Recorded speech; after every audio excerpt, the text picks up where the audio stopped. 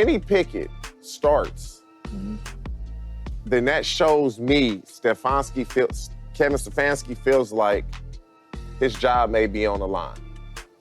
If he starts Shedeur, he know he has a little leeway. We can develop this guy. Because if you start Kenny Pickett, it's as if we have to win now. I was told Kenny Pickett or Dylan Gabriel, one of those two are going to be the starter. I was told this a long time ago by somebody in the building. Flacco and Shedeur are going to be the third. What if I told you that a Browns wide receiver just accidentally exposed Kevin Stefanski's biggest fear? That the head coach is so desperate to save his job, he's willing to throw a rookie under the bus before he even gets a chance. The whispers from inside the Browns facility are getting louder, and what they're saying about Kenny Pickett starting over Shedeur Sanders isn't just about football, it's about survival. This decision could either resurrect Stefanski's career or bury it completely. Look, we've all seen coaches make desperate moves when their backs are against the wall. But what's happening in Cleveland right now? This isn't just desperation. This is a man staring at his own coaching obituary and frantically trying to rewrite it. And the crazy part? The evidence was hiding in plain sight until someone with inside knowledge spilled the beans on national television. You see, when you dig into what's really going on behind closed doors in Berea, the picture becomes crystal clear. This isn't about who's the better quarterback. This isn't about development or giving rookies time to learn. This is about Kevin Stefanski looking at his contract, looking at his track record, and realizing that one wrong move could send him packing faster than Johnny Manziel's NFL career. Here's where it gets really interesting. And trust me, you're not going to believe what I'm about to tell you. The same analysts breaking down this quarterback controversy just revealed something that should make every Browns fan's blood boil. They're saying that if Stefanski starts Kenny Pickett, it's because he knows his job is on the line. But if he starts Shedeur Sanders, he thinks he has some breathing room to develop the kid. Let that sink in for a second. Your head coach is making quarterback decisions based on job security, not on what's best for the team. How's that for a gut punch? But wait, it gets worse. Remember when everyone was praising Stefanski for his innovative offensive mind? When he took Baker Mayfield to the playoffs for the first time since 2007? When Joe Flacco came in and led them to another playoff appearance? Well, those days might be over because the pressure is mounting and desperate coaches make desperate decisions. Here's what really happened during that explosive discussion on the facility. One of the hosts dropped a bombshell that should have Browns fans questioning everything they thought they knew about their coaching staff. He said, and I quote from the transcript, that if Kenny Pickett starts, that shows me Stefanski feels like his job may be on the line. But if he starts Shedeur, he knows he has a little leeway. Think about that logic for a hot minute. Your coach is essentially admitting through his actions that he doesn't believe in his own job security. He's playing not to lose instead of playing to win. And that, my friends, is exactly how franchises stay mediocre for decades. But here's where the story takes an even more twisted turn. There's been inside information floating around the Browns building for months. Word is that Kenny Pickett or Dylan Gabriel were always going to be the starters, with Flacco and Shedeur expected to be the third quarterback. They never anticipated Shedeur would show out like he has in practice. Now think about this from Shedeur's perspective. You're a highly touted rookie quarterback, son of a legend, coming into the NFL with all the confidence in the world. You're lighting it up in practice, showing flashes of brilliance. And then you find out that politics and job security are determining your playing time more than your actual performance. But here's where the plot thickens even more, and this is going to blow your mind. One of the most astute observations came from someone who really understands the psychology of quarterback development. He made this incredible point about not being able to see what you really have in Shedeur if you start him week 1. Why? Because you'll never know how bad the Browns are without him. Listen to this logic. If Shedeur starts week 1 and the Browns go 0-4, everyone sucks. The offensive line sucks. The receivers suck. Shedeur sucks. Everyone gets blamed equally.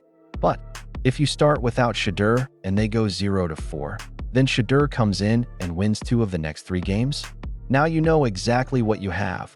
A difference maker. They used Drake May as the perfect example. The Patriots were terrible, but when Drake May came in as relief and started winning games, everyone could see the impact. If he had started from day 1 and went 3-9, the narrative would be completely different. Nobody would be talking about his potential. This is chess, not checkers, and it's exactly the kind of strategic thinking that separates championship organizations from perpetual rebuilders. But here's the million-dollar question. Is Kevin Stefanski thinking 3 moves ahead, or is he just trying not to get fired? The reality is that the Browns' quarterback position has been cursed for the last 5 years. Baker Mayfield, Deshaun Watson, Jacoby Brissett, none of them finished the season as the starter when they began Week 1. The offensive line couldn't protect them, the team couldn't maintain quality records, and one by one, they all got benched or injured. Why would you want to throw Shedeur Sanders into that meat grinder? Why would you want to set up a rookie for the same fate that destroyed every other quarterback who came through Cleveland recently? But hold up, there's another side to this story that's equally compelling. Some people are arguing that Shedeur Sanders has already proven himself ready. He started 4 years in college, faced elite competition, and showed he can handle pressure. Unlike other rookies who barely played in college, Shedeur has been in high-stakes games his entire career. The counter-argument is simple. If you think he's your franchise quarterback, why are you afraid to start him? Champions aren't developed by sitting on the bench. They're forged in the fire of actual game experience. And here's where Kenny Pickett becomes the wild card in this entire equation. He's still only 25 to 26 years old, a former first-round pick that Pittsburgh gave up on too quickly. The Browns traded just a 5th-round pick for him. That's basically free in NFL terms. If he goes out there and plays like Sam Darnold did in Minnesota, or like Baker Mayfield did when he found the right system in Philadelphia, then Cleveland just hit the jackpot. But there's a darker possibility that nobody wants to talk about. What if this is all just smoke and mirrors? What if the Browns coaching staff already knows this season is going to be a disaster, and they're just trying to figure out which quarterback takes the blame? Think about it. They're in the AFC North with Baltimore, Cincinnati, and Pittsburgh. They're facing teams with established quarterbacks, playoff experience, and championship aspirations. The Browns, on the other hand, are starting over at the most important position on the field. The harsh reality that was spelled out in that facility discussion is this. The Browns probably aren't winning 10 games regardless of who starts at quarterback. They're not making the playoffs in that division with a rookie or a reclamation project under center. So if that's the case, why not let your young quarterbacks get experience and figure out what you really have? But here's where Kevin Stefanski's job security creates a massive conflict of interest. He can't afford to think long-term if he might not be around long-term. He needs wins now, not development for the future. And that's exactly how organizations make short-sighted decisions that set franchises back for years. The most telling part of this entire controversy is what it reveals about the Browns organization as a whole. When your quarterback decisions are being made based on coaching job security rather than what's best for the team's future, you've got problems that run way deeper than just the starting lineup. Here's what really bothers me about this whole situation. Shedeur Sanders didn't ask for any of this drama. He's a young man trying to start his professional career, and instead of focusing on football, he's caught in the middle of organizational politics and coaching survival strategies. The kid has shown accuracy, anticipation, and poise in practice. He might not have the strongest arm or be the most athletic, but he has something that can't really be taught. That winner's mentality and clutch gene that comes from being raised in championship culture. But maybe that's exactly why Stefanski is hesitant to start him. Maybe he knows that if Shedeur comes in and immediately starts playing at a high level, it's going to make everyone question why they waited so long. It's going to make the coaching staff look foolish for not recognizing what they had right in front of them. And what about the locker room dynamics? How do veteran players react when they see coaching decisions being made based on job preservation rather than winning football games? How does that affect team chemistry and buy-in? The Browns have Myles Garrett, Denzel Ward, and other elite talents who are in their prime right now. They deserve better than being pawns in a coaching staff's survival strategy. They deserve decision-makers who are thinking about championships, not just keeping their jobs for another season. Here's the bottom line that no one wants to admit. This quarterback controversy isn't really about Kenny Pickett versus Shedeur Sanders. It's about an organization that still hasn't figured out how to build a sustainable winning culture. It's about making decisions based on fear instead of confidence. The most successful franchises in the NFL don't operate like this. They don't make starting lineup decisions based on which choice gives the head coach the best chance of keeping his job. They make decisions based on which choice gives the team the best chance of winning championships. What should Browns fans expect?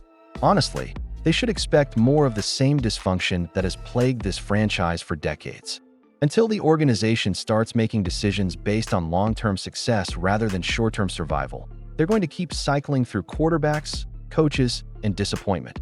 But here, stay with me, because there's still one more twist to this story that could change everything. What if Kevin Stefanski is actually playing 4D chess here? What if he starts Kenny Pickett, lets him take the early season heat, and then brings in Shedeur as the savior when the team needs a spark? It's the same playbook that worked with Drake May in New England. Let the veteran struggle, show the fans how bad things can get, and then bring in the rookie to save the day. Suddenly, you're not throwing the rookie to the wolves. You're positioning him as the hero. The question is, does Kevin Stefanski have the job security to execute a plan like that? Or is he so desperate that he's just hoping Kenny Pickett can somehow catch lightning in a bottle and save his career? Either way, Browns fans are about to find out just how much their coaching staff really believes in the future of this franchise. Because if they start Kenny Pickett out of desperation rather than strategy, it's going to tell you everything you need to know about where this organization's priorities really lie. This quarterback decision will define Kevin Stefanski's legacy in Cleveland. Is he a coach who makes bold decisions based on what's best for the franchise? Or is he just another desperate man trying to save his own job? The answer will be revealed on Week 1, and it's going to impact the Browns organization for years too. Come, what do you think? Is Stefanski making the right call, or is this just another Browns disaster waiting to happen? Drop your thoughts in the comments below, and don't forget to subscribe because this quarterback battle is just getting started. And you know I'm going to be breaking down every twist and turn as the story unfolds.